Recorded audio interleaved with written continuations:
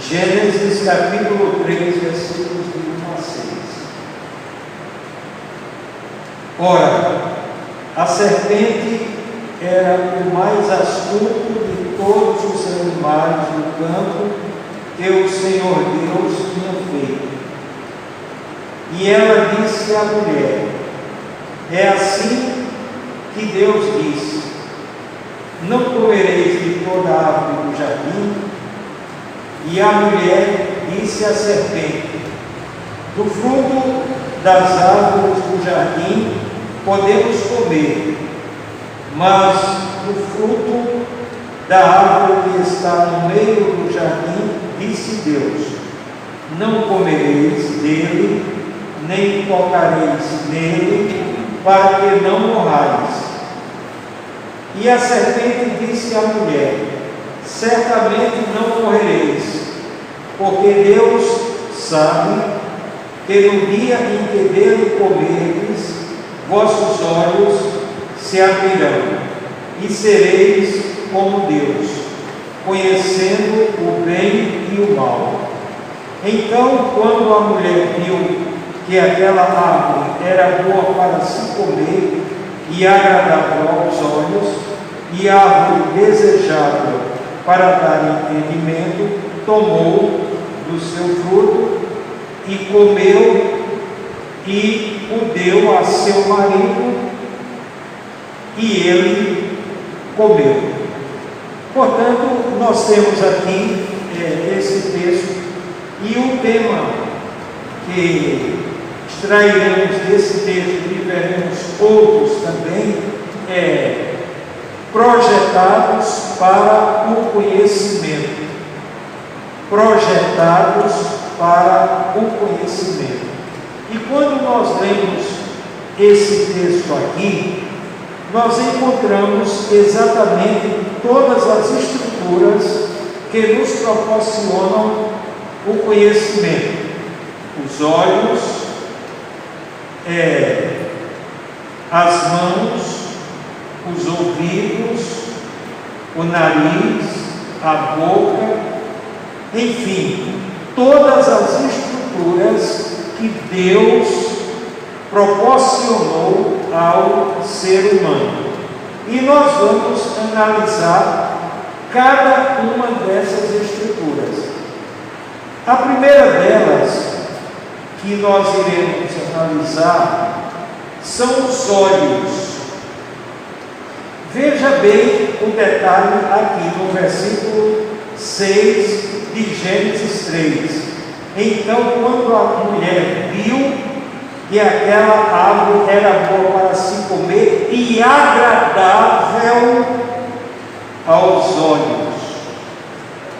E aí nós vamos para Mateus capítulo 6, versículo 22, o que é que Jesus fala a respeito dos olhos, esta estrutura que nos proporciona o conhecimento. Mateus capítulo 6, versículo 22. Olha o que Jesus diz: a candeia do corpo são os olhos, de sorte que se os teus olhos forem bons, todo o teu corpo terá luz. Então vamos analisar aqui logo os olhos, de uma forma bem simples. Os olhos é a porta de entrada das imagens. Através dos olhos nós captamos as imagens, as pessoas que estão ao nosso redor, as coisas de um modo geral. Então os olhos é uma porta de entrada de imagens, e essas imagens que nós captamos, que nós vemos, elas vão até o nosso cérebro, e a partir dessas imagens nós vamos verificar o que pode acontecer quando nós vemos essas imagens. Jesus, ele em Mateus capítulo 5, versículo 27, e Mateus capítulo 5, versículo 28, ele fez uma exortação, ele deu uma exortação, ele mostrou como os olhos, ao serem a porta de entrada das imagens, podem ser um meio para se cometer pecado. Veja no caso lá no Gênesis, árvore agradável aos olhos. Então, quer dizer que o diabo, ele estava se utilizando de algo para impressionar a mulher, e aquela imagem estava sendo captada através dos olhos daquela mulher. E aí Jesus fez um alerta como um cuidado para que nós possamos controlar essa porta de entrada das imagens, que são os olhos. Mateus 5, 27 e Mateus 5, 28. Olha o que Jesus diz: ouvistes que foi dito, não adulterarás. Eu, porém, vos digo que todo aquele que olha para uma mulher para a cobiçar, já em seu coração cometeu adultério com ela. Então veja, lá no Êxodo era a prática do adultério. Já aqui em Mateus 5, 28, basta olhar e desejar, já cometeu pecado. É um tipo de pecado oculto. É um pecado onde apenas a pessoa que olhou, que desejou, e Deus sabe que aquela pessoa cometeu esse pecado. Por quê? Porque o homem que olhar para uma mulher para a cobiçar, e o que significa cobiçar? Desejar sexualmente, ele não vai chegar para a esposa e vai dizer que desejou uma outra mulher sexualmente. Então Jesus, ele mostra que essa porta de entrada das imagens pode fazer com que uma pessoa enverede pelo caminho do pecado. Isso aconteceu com o rei Davi. Quando o rei Davi viu a mulher de Urias, ele a desejou e chegou até os finalmente, cometendo o pecado do adultério e também do homicídio, que foi colocar o marido de Batseba numa frente de batalha renhida, para que ele morresse e ele ficasse com a esposa de Urias. Isso tudo começou através de quê? Do olhar. E veja bem, o rei Davi era um homem segundo o coração de Deus, mas não estava imune ao olhar, a captar uma imagem e aquela imagem levar ao pecado e à consumação do pecado. Então, os olhos, eles podem servir, como Jesus diz aqui, a candeia do corpo são os olhos, de sorte que se os teus olhos forem bons, todo o teu corpo terá luz. Portanto, aqui está uma porta de captação das imagens, que são os olhos. A segunda estrutura desse projeto do conhecimento que Deus colocou no ser humano são os ouvidos. Os ouvidos não estão colocados no ser humano sem uma razão de ser, sem um objetivo. E em Mateus capítulo 13, versículo 9, Mateus capítulo 13, versículo 9, Jesus diz: quem tem ouvidos, ouça. Quem tem ouvidos, ouça. Assim como os olhos é a porta de entrada das imagens, os ouvidos é a porta de entrada dos sonhos. E em Romanos capítulo 10, versículo 17, diz que algo importantíssimo espiritualmente em nossa vida começa exatamente pelo ouvir. Veja o que é que diz Romanos capítulo 10, versículo 17: logo a fé é pelo ouvir, e o ouvir pela palavra de Cristo. Portanto, os ouvidos é a porta de entrada dos sonhos, no caso, a porta de entrada para que uma pessoa ouça a palavra de Deus e, ouvindo a palavra de Deus, aceite Jesus, se converta e vá para o céu.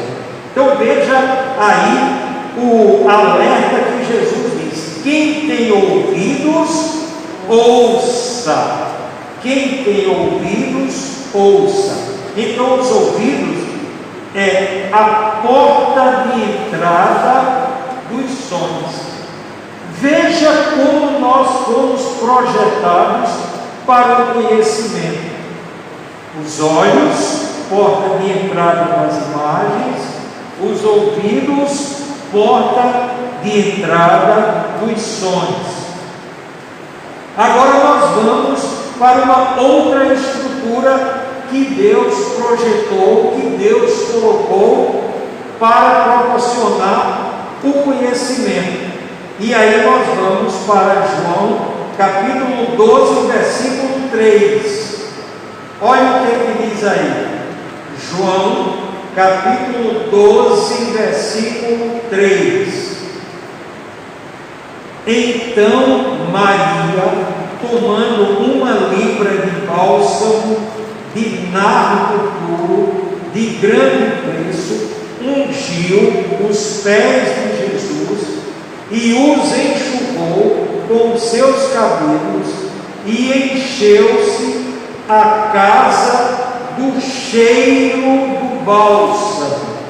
Então, quando nós falamos de cheiro, somos levados logo à seguinte palavra: olfato, que é a porta de entrada dos odores. E os odores são o quê?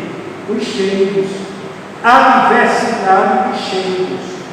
E nós vamos ver aqui em João capítulo 11, versículo 39, que a irmã de Lázaro alertou Jesus a respeito de algo que era mau cheiro. Veja o que é que diz em João capítulo 11, versículo 39. Disse Jesus: tirai a pedra. Marta, irmã do defunto, disse: Senhor, já cheira mal, porque está morto há quase 4 dias. Então quer dizer que o defunto cheira mal, chega um momento do estado de putrefação, e naquele estado de putrefação cheira mal. Veja que 2 exemplos: a casa encheu-se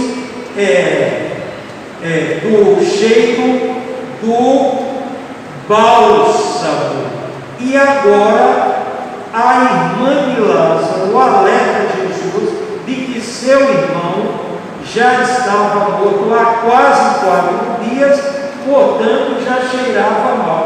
Então quer dizer que o próprio Jesus Cristo, ele era projetado com todas essas estruturas: os olhos, os ouvidos, o olfato. Essas três estruturas que nós já vimos aqui. Tanto é verdade que a irmã de Lázaro alertou Jesus para que ele não se escandalizasse do cheiro que ele ia sentir naquele momento que chegasse próximo a Lázaro. E quando a gente chega próximo de uma pessoa morta já há algum tempo, a gente vai ser levado pela porta de entrada dos odores, que é o nosso nariz. Veja que temos aqui mais uma estrutura para conhecer, para distinguir uma coisa quando é cheirosa e uma coisa quando não é cheirosa. E nesses dois exemplos aqui, nós temos um que o perfume era bom e o outro que cheirava mal. Mas agora nós vamos para uma outra estrutura tão importante quanto essas. Tiago, capítulo 3, versículo 10. Tiago, capítulo 3, versículo 10. Olha o que é que diz aí. Tiago, capítulo 3, versículo 10. Da mesma boca procede bênção e maldição.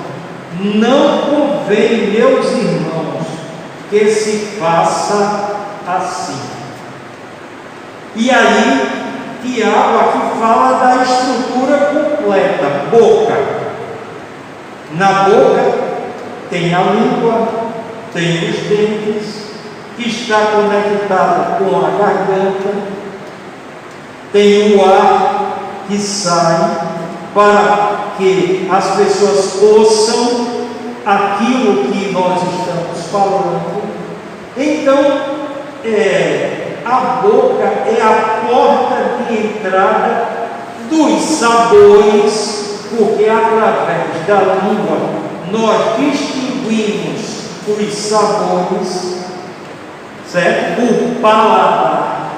E também é uma forma de expressão do que está dentro do nosso coração. Nós expressamos aquilo que está dentro de nós exatamente através da boca. E veja que Jesus também alertou a respeito do que pode sair de dentro do homem e que é veiculado através da boca e através das atitudes de um modo geral. Vamos ver Marcos capítulo 7, versículo 20. Marcos capítulo 7, versículo 20. E prosseguiu: o que sai do homem, isso é que o contamina. Marcos 7, 21. Pois é do interior do coração dos homens que procedem os maus pensamentos, as prostituições, os furtos, os homicídios, os adultérios. Marcos 7, 22. A cobiça, as maldades, o dolo, a libertinagem, a inveja, a blasfêmia, a soberba, a insensatez. Versículo 23, Marcos 7, versículo 23. Todas estas más coisas procedem de dentro e contaminam o homem. Evidentemente, tudo isso que é exteriorizado, nós exteriorizamos ou através das nossas palavras ou através das nossas atitudes. Mas em Marcos capítulo 7, versículo 6 e Marcos capítulo 7, versículo 7, mostra exatamente a ligação entre o coração e os lábios. E os lábios faz parte da boca como uma estrutura completa. Então vejamos, Marcos capítulo 7, versículo 6 e Marcos capítulo 7, versículo 7. Respondeu-lhes: bem profetizou Isaías acerca de vós, hipócritas, como está escrito: este povo honra-me com os lábios, o seu coração, porém, está longe de mim. Mas em vão me adoram, ensinando doutrinas que são preceitos de homens. Então, quando é que o culto é verdadeiro? Quando é que o louvor é verdadeiro? Quando há uma sintonia entre lábios e coração. Quando é que o amor é verdadeiro? Quando a gente expressa para uma outra pessoa aquilo que efetivamente a gente está sentindo no coração. Quando não há essa sintonia, aí se enquadra aqui no que está escrito em Marcos 7,6. Este povo honra-me com os lábios, o seu coração, porém, está longe de mim. Esse julgamento entre sintonia de lábios e coração, só quem pode fazer é nosso Senhor e Salvador Jesus Cristo, porque Ele é Deus, Ele é onisciente. Nós não podemos fazer esse julgamento, porque nós não somos Jesus, nós não somos Deus, nós não somos oniscientes. Cada pessoa sabe quando os seus lábios estão expressando exatamente aquilo que está passando em seu coração. Portanto, 4 estruturas já vimos: os olhos, os ouvidos, o olfato e a boca. E agora nós vamos para uma outra estrutura. Para entender essa estrutura, veja o que é que Eva, respondendo à serpente, disse.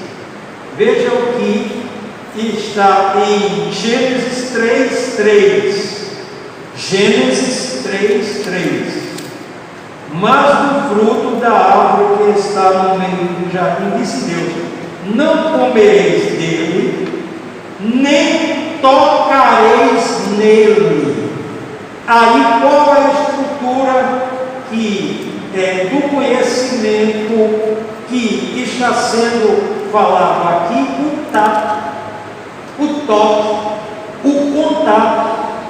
Veja bem o que diz a palavra de Deus, Gênesis 3:3. Mas do fruto da árvore que está no meio do jardim, disse Deus: não comereis dele, nem tocareis nele. Então, mesmo que não comesse, mas se tocasse, já estaria cometendo o pecado, porque nem era para comer e nem tampouco tocar.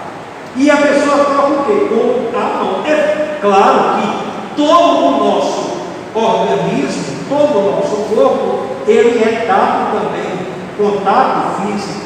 Por exemplo, um beijo, um abraço. Então isso através do contato. Então temos agora essa estrutura que é resumida na seguinte palavra: tato. O tato, que é a porta de entrada dos contatos físicos. E há um texto maravilhoso que Jesus retrata exatamente essa estrutura do conhecimento. João, capítulo 20, versículo 27. Veja o que é que Jesus diz: para um dos seus apóstolos. João, capítulo 20, versículo 27. Depois disse a Tomé: chega aqui o teu dedo e vê as minhas mãos, chega a tua mão e mete-a no meu lado, e não mais sejas incrédulo, mas crente. Então veja que Jesus aciona ali em Tomé todas as estruturas do conhecimento. Olha, Tomé, vem cá, vê as minhas mãos, vê, certo? Depois, chega a tua mão e coloca no meu lado, aonde foi colocada uma lança. Portanto, Jesus acionou ali todas as estruturas do conhecimento. Para quê? Para que Tomé se convencesse de que, de fato, ele estava diante de Jesus ressurreto. E aí Jesus dá uma regulagem em Tomé: não mais seja incrédulo, mas crente.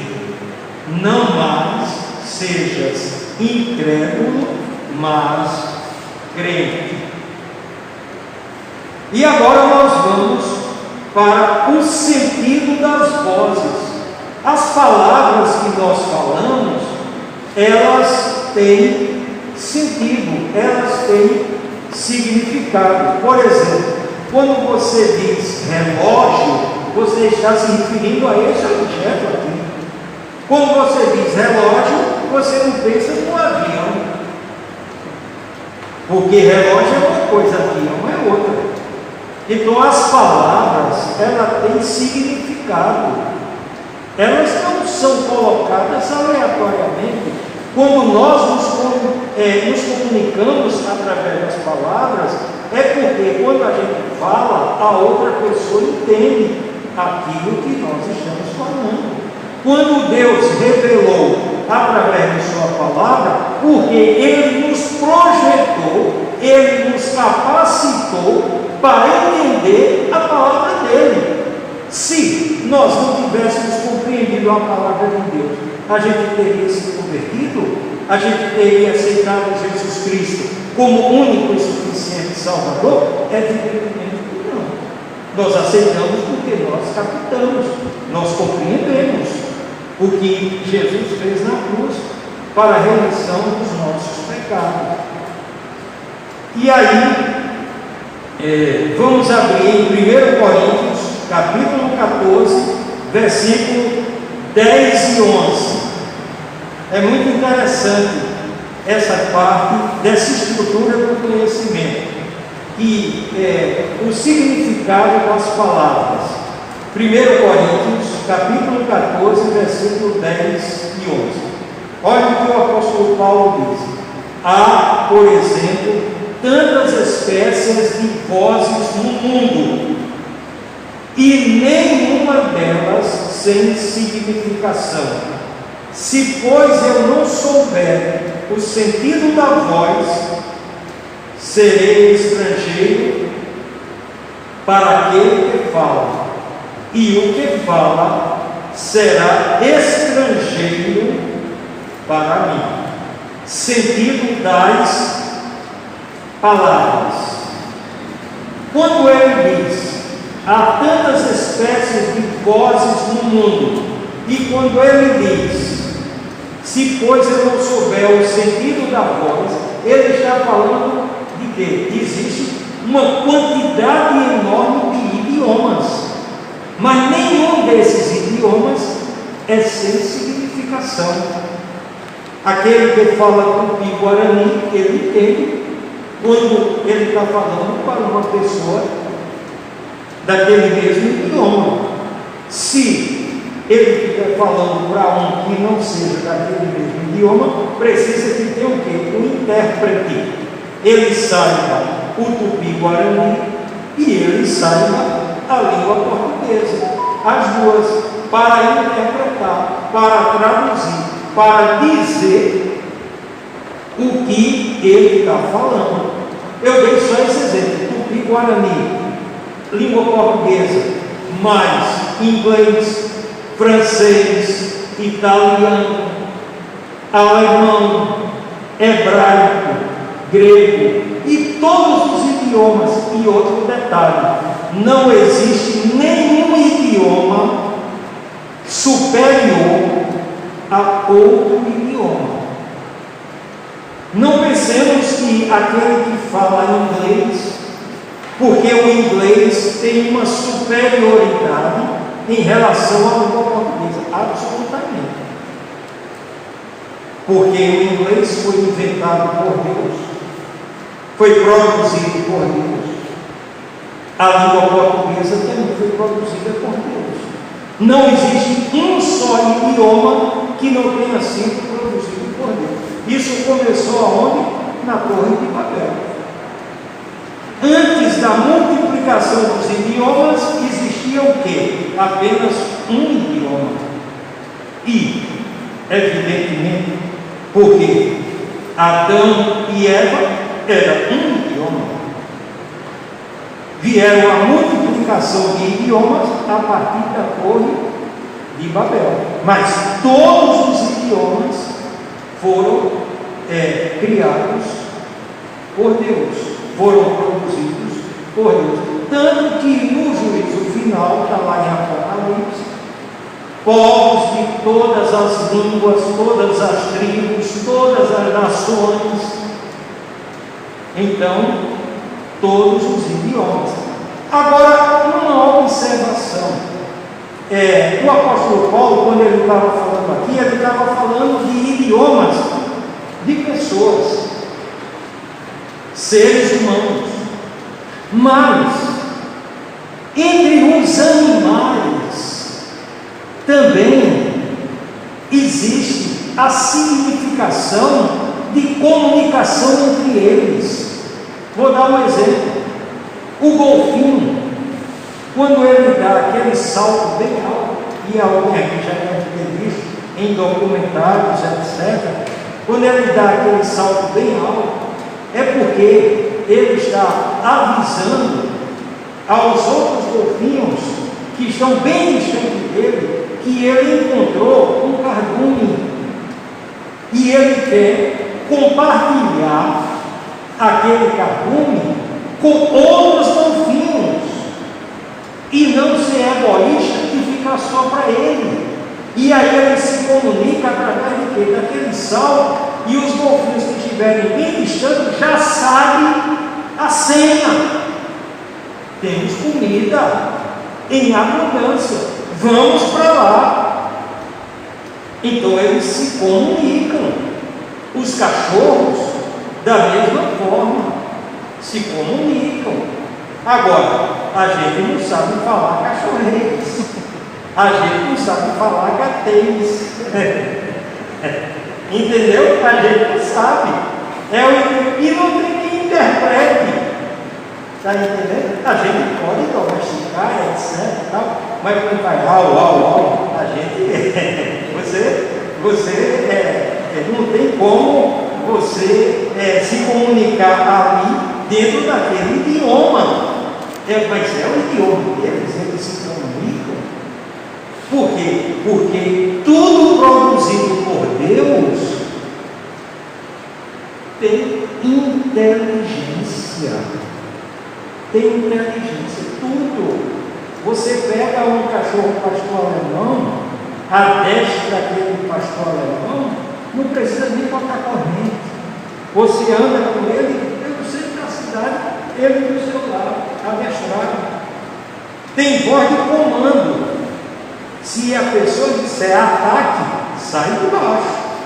Ele vai, ele foi adestrado, certo? E aí, ele entendeu exatamente aquilo através do adestramento. Por quê? Porque ele também tem inteligência. Agora vamos voltar para o ser humano, deixar os animais de lado e entrar em uma outra coisa que está ligado às palavras, entendimento. E aí vamos abrir 1 Coríntios, capítulo 14, versículo 14 e 15. 1 Coríntios, capítulo 14, versículos 14 e 15. Preste bem atenção nessa questão de entendimento. Olha o que diz o apóstolo Paulo. Porque se eu orar em língua, o meu espírito ora, sim, mas o meu entendimento fica infrutífero. Que fazer, pois? Orarei com o espírito, mas também orarei com o entendimento. Cantarei com o espírito, mas também cantarei com o entendimento. Por quê? Se Deus nos proporcionou de inteligência, é porque Deus é a fonte da inteligência. Então, quando nós oramos, quando nós colocamos no altar do Senhor, Carlos, quando ele usou a palavra, ele disse muito bem. Eu não compartilho determinados problemas com outras pessoas porque elas não têm como resolver. Mas eu me comunico com o meu pai e o meu pai pode solucionar, pode resolver aquele meu problema. Portanto, aí entendimento. Orarei com o Espírito. Isto é, quando você se conecta com Jesus, as pessoas que estão ao seu redor não têm esse acesso. Mesmo quando você está pronunciando aquelas palavras na oração, só Jesus sabe se elas são verdadeiras ou não. A gente apenas ouve, mas não pode asseverar que elas sejam verdadeiras, ou que também sejam falsas. A gente não tem como julgar. Mas como resolver esse problema entre espírito na oração e quando a gente está louvando? Está a resposta aí. Orarei com o Espírito, isto é, me comunicarei, estarei conectado com Deus através do meu Espírito, mas também com o entendimento. Eu sei o que estou orando. Eu não estou orando assim no vazio, no vácuo. Eu não estou colocando diante de Deus uma série de palavras sem sentido. Se você tem um ente querido que está lá no hospital, você vai interceder a Deus por aquele ente querido, para que Deus seja com os médicos, com as enfermeiras, com os instrumentos que serão utilizados, e se for a vontade de Deus, aquela pessoa tem a sua saúde restabelecida, como Jesus ensina no Pai Nosso: seja feita a tua vontade, assim na terra como no céu.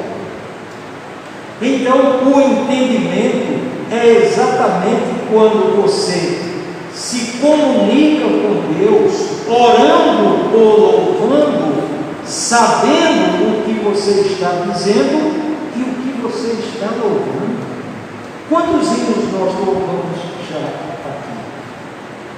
Vários hinos. E será que a gente entende aquilo que a gente está cantando? O primeiro hino foi o 396. Ó, tão cego eu andei. Cego o quê? Fisicamente não. Cego espiritualmente. Foi o primeiro hino que nós cantamos aqui. Portanto, a palavra de Deus mostra que nessa estrutura do conhecimento a gente deve entender. Quando a gente entra naquela porta, que a gente chega aqui, tudo que a gente fizer aqui, orar, louvar, ou ouvir a palavra de Deus, a gente deve procurar ao máximo entender o que está sendo dito. E por último, há uma palavra chamada racionalidade. Abram aí Romanos capítulo 12, versículos 1 e 2. Veja bem, é uma oração também, um rogo que o apóstolo Paulo está fazendo pelos irmãos de Roma, escrevendo aos Romanos, capítulo 12, versículos 1 e 2. Olha o que ele diz: rogo-vos, pois, irmãos, pela compaixão de Deus, que apresenteis os vossos corpos como um sacrifício vivo, santo e agradável a Deus, que é o vosso culto racional. E não vos conformeis a este mundo, mas transformai-vos pela renovação da vossa mente, para que experimenteis qual seja a boa, agradável e perfeita vontade de Deus. Vamos destacar aqui culto racional. Quando eu entro nessa porta, eu devo saber o que eu vim fazer aqui. O culto racional é dividido em 3 partes. 2 delas somos nós em direção a Deus, e uma delas é Deus em direção a nós. Quando oramos, somos nós nos dirigindo a Deus. Quando nós louvamos, somos nós nos dirigindo a Deus. Mas quando nós lemos a palavra, é Deus se dirigindo a nós. O que vai mudar minha forma de pensar, minha forma de falar e minha forma de agir é a palavra. E se eu entender aquela palavra, porque eu posso sair daqui sem entender a palavra. E se eu não entendi a palavra, aquilo ficou infrutífero. Como é que eu vou compartilhar com as outras pessoas aquilo que eu não entendi? Ou aquilo que eu pensei apenas, ou eu fiz de conta que entendi, mas não entendi. Mas, por falta de humildade, eu não cheguei e perguntei o que significava determinada palavra, o que significava determinada expressão. Então, o culto racional, ele, repetindo, ele é dividido em 3 partes: oração, louvor e a pregação, que é a palavra.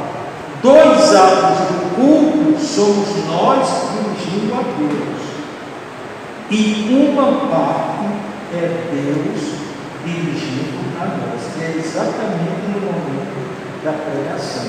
Outro detalhe: a nossa oração pode sofrer falsificação, pode ser algo mentiroso. O nosso louvor, os nossos lábios podem não estar expressando o nosso coração, mas a palavra de Deus, ela é verdadeira. Aquilo que a gente fala aqui e que você chega em casa, mesmo que alguém queira falsificar essa palavra, quando você chega em casa, que você vai analisar, você vai dizer e chegar à conclusão: olha, foi ensinado de forma grossa. Deus não queria dizer isso. E a própria palavra corrigiu aquele que estava transmitindo a palavra. Ela tem esse poder. Por quê? Porque aquilo que está aqui escrito vale mais do que meus comentários. Os comentários podem ser os mais bonitos que forem, mas o que está escrito é o que vai prevalecer, porque quando você chegar em casa, todos os textos que foram mencionados aqui, você vai analisar e vai ver se aquilo que o pastor falou corresponde à palavra de Deus ou não. E por último, o que é que o apóstolo Paulo diz aqui? E não vos conformeis a este mundo. Veja bem, um cristão, ele está em choque de valores com o mundo. O mundo ensina uma coisa e Jesus ensina outra. E há um choque. E você é que tem que decidir. Voltando lá ao jardim do Éden, Deus disse uma coisa e o diabo, através da serpente, disse outra. A mulher obedeceu quem? A palavra da serpente ou a palavra de Deus? Agora outra coisa, ela sabia o que Deus tinha falado? Sabia. Ela dialogou com a serpente e disse: não, Deus falou dessa forma, disse que a gente não comesse e nem tocasse. E depois o que é que ocorreu? Ela sucumbiu. O que é sucumbir? Ela caiu. Ela preferiu dar ouvidos a quem? A serpente. Portanto, a renovação da nossa mente, quando nós renovamos a nossa mente, nós somos herdeiros, grave bem isso, nós somos herdeiros do caráter de Jesus Cristo. E nós vamos ver isso através de três textos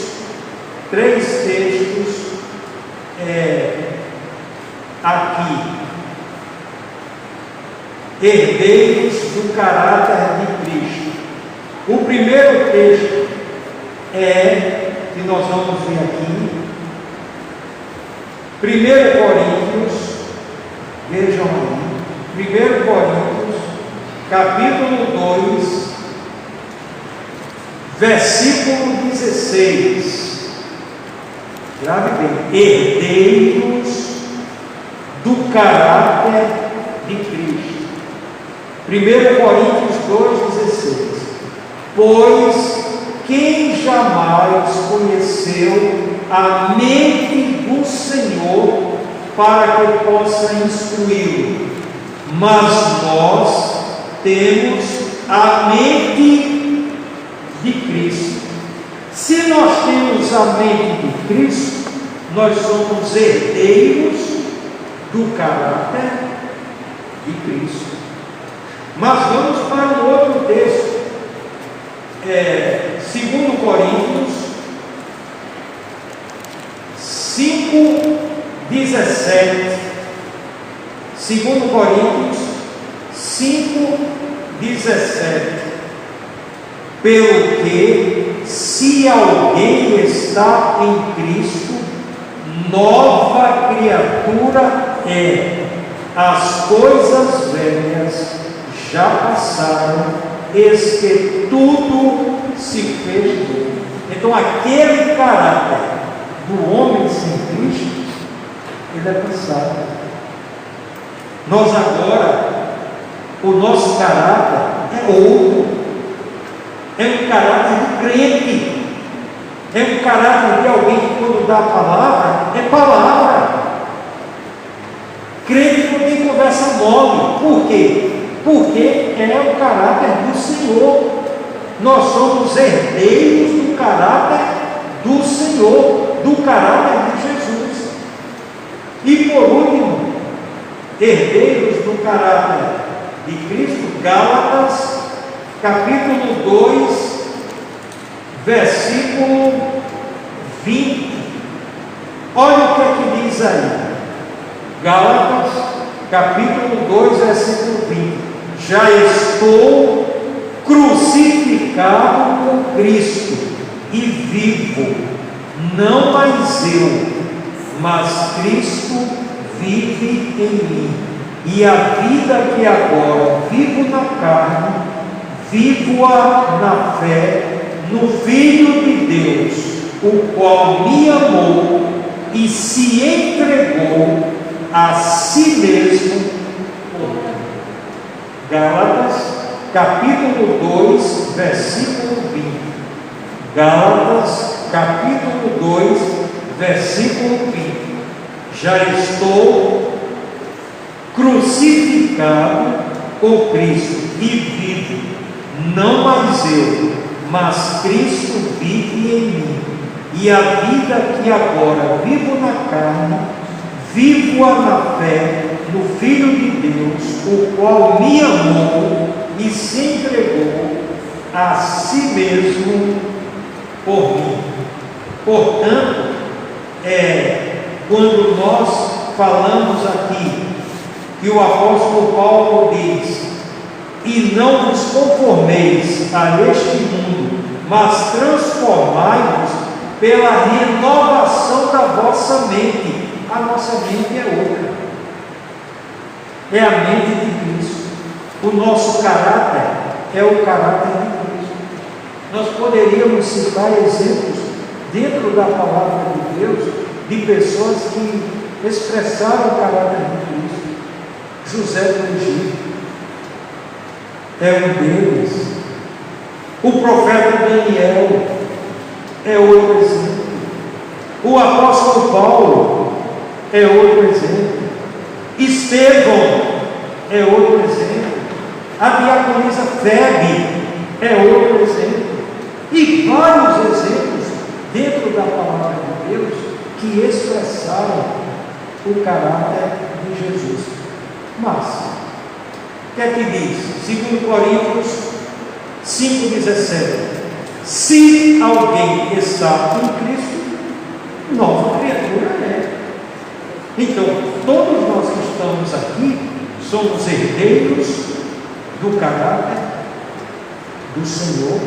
E se somos herdeiros do caráter do Senhor, a nossa palavra é palavra de crente, as nossas atitudes, atitudes de crente, e os nossos pensamentos, pensamentos de crente. E aí, por mais que as pessoas lá fora queiram e lutem para que a gente se corrompa, a gente deve continuar expressando o caráter de nosso Senhor e Salvador Jesus Cristo.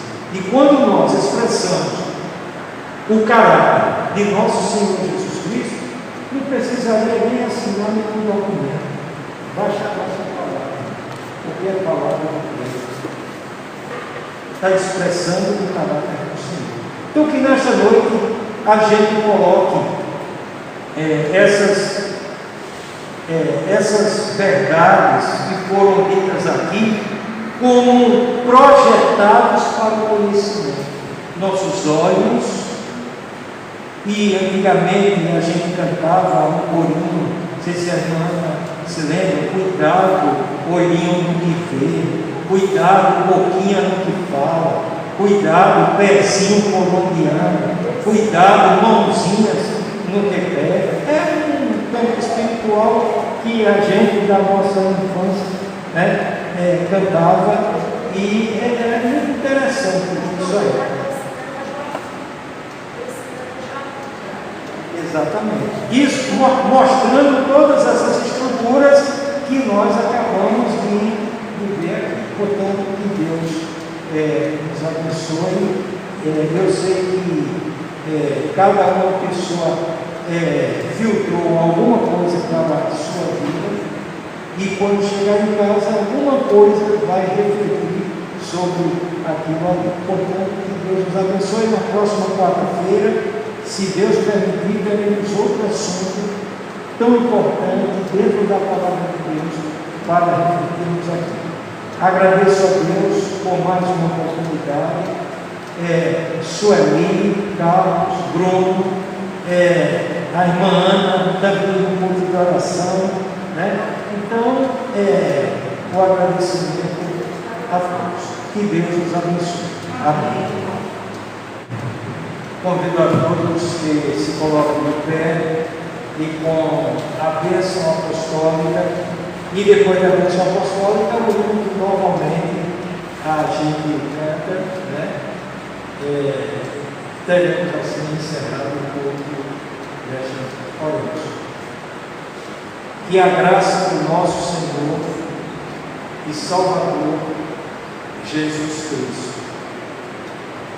que o amor de Deus e as divinas consolações do Teu Santo Espírito estejam sobre nós e sobre todo o Teu povo na face da terra, desde agora e para sempre. Amém. Levado contigo nome